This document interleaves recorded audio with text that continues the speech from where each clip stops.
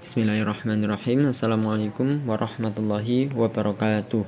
Saya Condro Setio Nugroho, absen 33, kelas PAI 6C. Di sini saya akan mempresentasikan makalah saya dengan judul makalah pengelolaan atau managing proses dan sumber belajar pada PAI. Nah, di sini nanti akan saya jelaskan.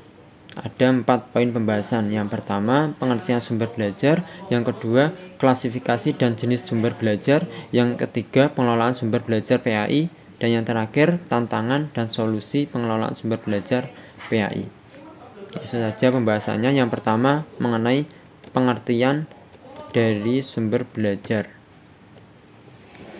Nah, sumber belajar adalah segala sumber baik berupa daya, orang, lingkungan, dan wujud tertentu yang digunakan untuk mendukung proses terjadinya belajar mengajar yang lebih efektif dan efisien dengan tujuan mempermudah siswa. Nah, itu tadi mengenai pengertian. Yang kedua, pembahasan yang kedua tentang klasifikasi dan jenis sumber belajar. Di antaranya 1. Sumber belajar tercetak. Biasanya berbentuk buku, majalah, koran, dan lain sebagainya. Yang kedua, sumber belajar non-cetak. Biasanya berbentuk film slide, video, transparansi, model, dan lain sebagainya. Dan yang berikutnya, sumber belajar yang berbentuk fasilitas.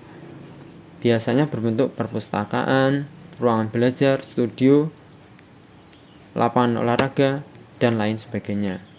Dan yang berikutnya, sumber belajar berupa kegiatan. Biasanya seperti wawancara, kerja kelompok, observasi, dan lain sebagainya. Yang berikutnya, sumber belajar berupa lingkungan di masyarakat. Biasanya seperti pasar, pabrik, museum, dan lain sebagainya.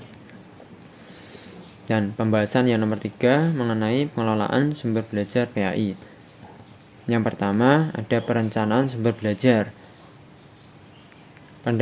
Perencanaan merupakan hal yang sangat penting dilakukan dalam setiap kegiatan. Jadi yang harus dilakukan direncanakan dulu, planning dulu.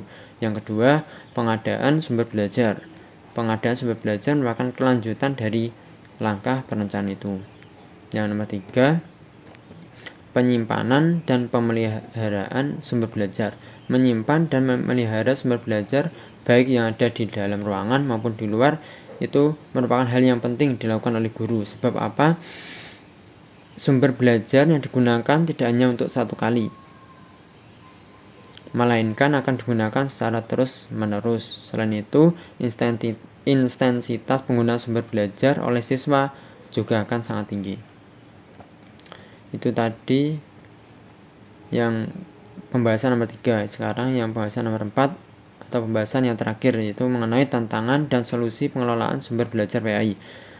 Adapun tantangannya diantaranya 1. Keterbatasan sumber daya. Yang kedua, kualifikasi dan pelatihan guru PAI yang kurang memadai. Yang nomor 3, keterbatasan buku dan materi ajar PAI yang relevan dan mutakhir. Yang nomor 4, kurangnya akses terhadap sumber belajar. Itu tadi tantangannya.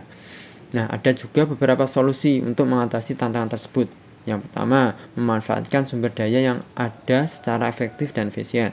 Yang kedua, melaksanakan program pelatihan dan pengembangan untuk meningkatkan kualitas guru. Yang nomor 3, meningkatkan kesadaran tentang pentingnya pengelolaan sumber belajar PAI melalui penyuluhan dan pelatihan. Para guru dan staf lembaga pendidikan dapat diberikan pelatihan tersebut.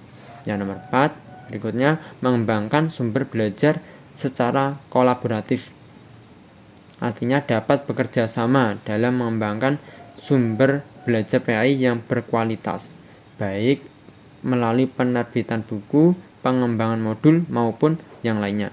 Yang nomor berikutnya, nomor 5, memanfaatkan teknologi informasi dan komunikasi, investasi dalam infrastruktur teknologi, pelatihan guru terkait teknologi, dan pemanfaatan sumber daya digital.